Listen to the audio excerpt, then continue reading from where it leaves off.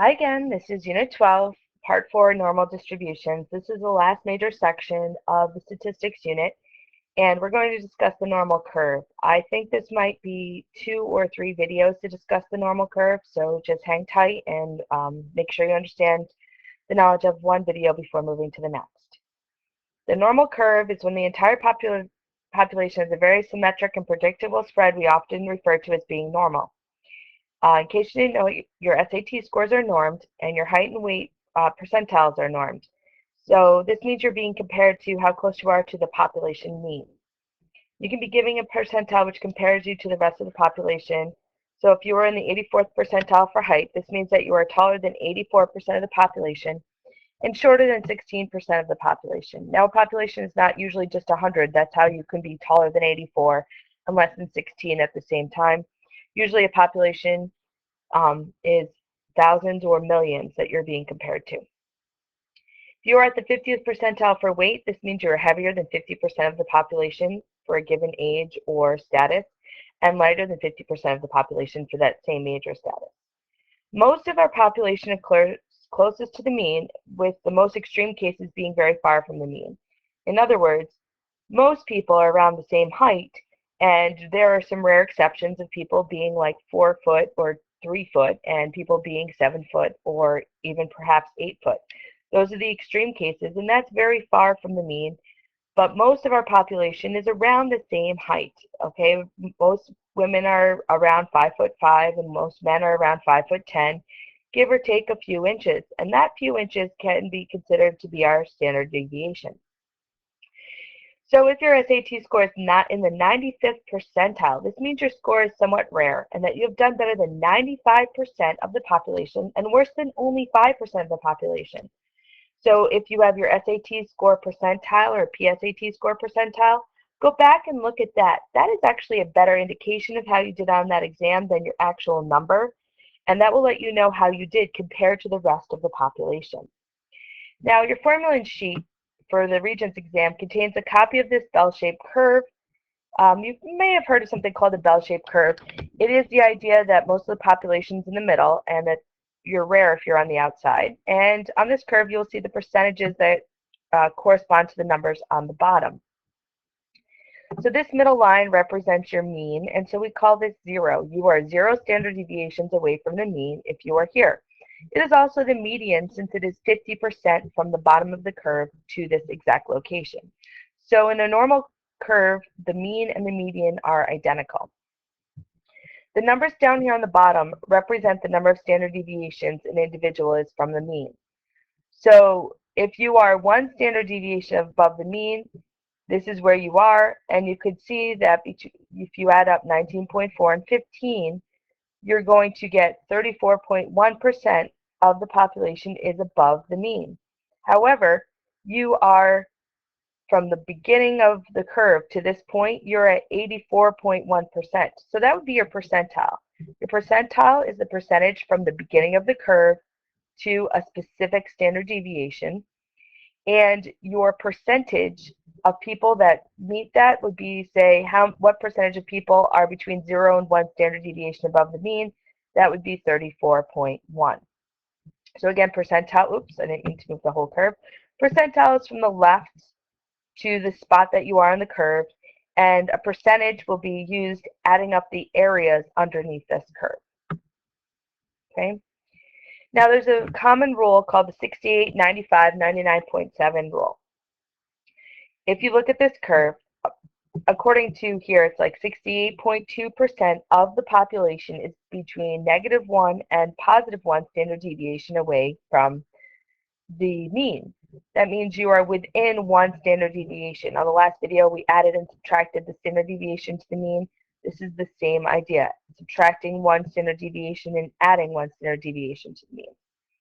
95% or 95.4%, according to our adding here, is between -2 and +2 standard deviations. That is what we consider to be slightly above or below average. But if you are outside this 3, if you notice, only 0.1% of the population's over here and 0.1% of the population's over here. So it's very, very rare to be outside of 3 standard deviations from the mean. It's only 0.2% of the population you'd be considered to be an extreme value. We don't put 4, 5, or 6 because we're already talking about a very, very small percentage of the population, and you can imagine being 4, 5, or 6 standard deviations away from the mean in a normal curve is a very, very small number. So now that you're a little more familiar with this normal curve and how standard deviation works, let's look at a few Regents questions. Okay, I've copied and pasted the normal curve at the top of the page so we can refer to it as we need to. So it says, on a standardized test, Kathy had a score of 74, which is exactly 1 standard deviation below the mean. The standard deviation for the test is 6. What is the mean score for the test? Well, this chart can be very handy. If you are 1 standard deviation below the mean, we could put your score right here and say that this is 74. To go from here to here, being 1 to being at the mean, we have to add 6. So when we add 6 to get over here to the mean, according to our problem, our 1 standard deviation is 6 units long. When we get here, it's 80. Hold on. This would be 80. I'm trying to get this to work. 80 would be right here at the mean. Let's try again. So our mean would be 80. So the answer on the quiz, or the question, is 80. Now let's look at a different question. I'm sorry that you heard my scream in the background. I'm not sure if you heard my daughter scream in the background, but I made her come apologize to you anyway.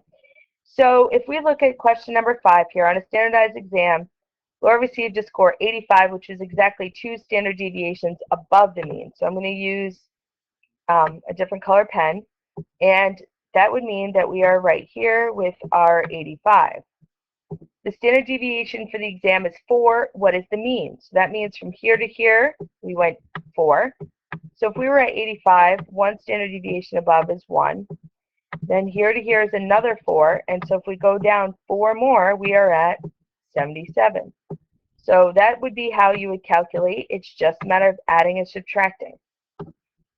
Okay, that's really what statistics is. Once you have some information, you're just adding, subtracting, multiplying, dividing. You just have to know what to do when. So if we look at this graph, it says in the accompanied diagram, the shaded area represents approximately 95% of the scores. Now, we talked about knowing this rule on the last page. Let's go back. Okay, if you go here, it says that 95% are 2 standard deviations on both sides of the mean. And then this 99.7 would be the 3 standard deviations on the other side of the mean. So going back to our question, if the scores range from 78 to 92, which could be the standard deviation, that means that this is 2, -2, -1, 0, 1, and 2. That means it went up 4 times. 1, 2, 3, 4 times. So if we take the difference, 92 minus 78, which gives us 14,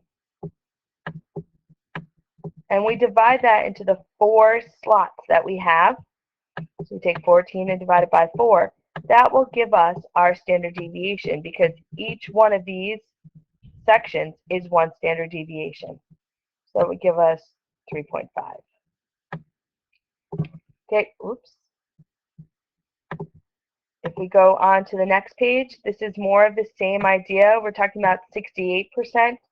And if you go back and recall that 68% is only 1 standard deviation, so that this means that this is at -1 on the chart and +1 on the chart. Now, suppose you can't remember what I'm talking about when I say 68 and 95. You can always refer back to the normal curve and add up the percentages. But if you remember the 68, 95, 99.7 rule, it will save you a little bit of time. Time is always good to save. So what would the standard deviation be? You go up from 80 to 50, so you do 80 subtract 50, and you get 30. And you have 2 sections that you are going between, so you take your 30 and you divide it by 2, and you get 15 to be your standard deviation. So what is this when you write it like this? X bar plus 2 sigma. Well, if you recall, x bar is the mean and sigma is the standard deviation. So this means that if you are 2 standard deviations above the mean, which would be here, and you're going down to 2 standard deviations below the mean, so this is 80, and then they say x bar minus 2 sigma, which would be here, this is 40, and they want to know the standard deviation. Again, you take your total, and you notice that you went 1, 2, 3, 4 total standard deviations. So if you take your 80, subtract 40, you get 40. And then you take your 40 and divide it by the number of standard deviations you moved from one to the other, which is 4, you get 10. I think that about covers this section. Let's move on to the next section here, which is the characteristics. And this is just asking you some information about this chart here. It says on a standardized test, the mean is 48 and the standard deviation is 4. Approximately what percentage of the scores will fall between 36 and 60? So if you label this, it's easiest for me to do this with a pen, as 48, and everyone goes up. So we go up a whole standard deviation 4. This is going to be 52. And then you go up 4 more, you go up to 56. And you go up 4 more, and you go up to 60. Now we've gone up 3 standard deviations from the mean. So we know that this is quite a large amount of percentage. And then we're going to go down to 36. So this is going to be 44. Oops, not here. Going down 1 would be 44. Going down 2 would be 40. And going down 3 would be 36. We talked about from being 3 standard deviations below to 3 standard deviations above. This is 99.7, so this is closest to our value. Okay, let's take a look, see if there's any other questions. That's anything different. I think this is all pretty much the same here. They're going based off of the same writing on the chart and calculating your information. Same idea on this page. The only difference is here, they received a following score. Do the results of the exam approximate a normal distribution, and justify your answer. So if you remember the last video, I said this is where things get a little bit different. How would you justify that they were an approximate normal distribution? You could draw a histogram. You could see what one standard deviation is, determine, so you would have to calculate the mean, the standard deviation, and the percentage. We're going to pick up with these questions on the next video because this is going to be almost 15 minutes. So I'll start here for the next video, and we will continue on with these thoughts.